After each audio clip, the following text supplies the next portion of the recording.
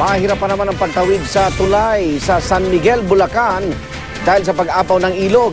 At live mula sa Bulacan, saksi si Tricia Zafra. Tricia. Arnold, 9 na barangay ang naapektuhan ng baha dahil sa sama ng panahon dito sa San Miguel, Bulacan.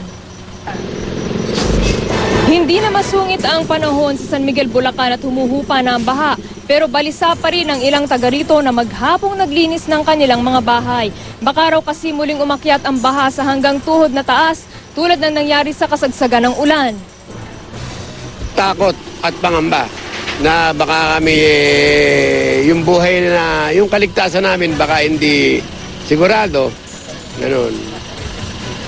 Kasi kumitan bigla ang trahedya, bigla yan. Kagaya ng Undoy, Sendong, na bigla ang pag-ulan, nasa kahimbigan ng tulog, wala kaming magagawa. 2 araw ding lubog ang 9 na barangay rito simula pa noong Sabado, pero wala naman daw kinailangang ilikas ayon sa Municipal Disaster Risk Reduction and Management Office.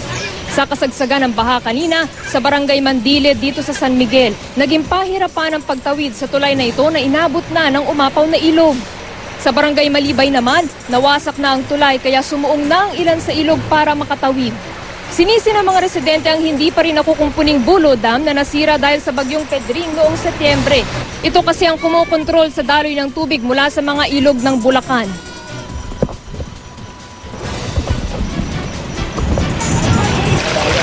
Baha rin sa Obando, Bulacan. Katunayan sa boundary pa lang nito at ng Valenzuela ay pahirapan na ang biyahe. Kaya ang isang crew cab ng GMA News kinailangang iwanan.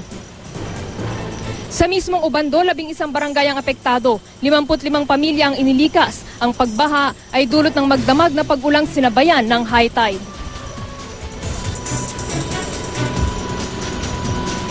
Arnold, ayon sa MDRRMO nito nga San Miguel, Bulacan, tuloy-tuloy ang paghupa ng baha rito at sa mga oras na ito ay manakanakang pag-ambon na lamang ang ating nararanasan dito. Live mula rito sa San Miguel, Bulacan, ako si Tricia Zafra, ang inyong saksi.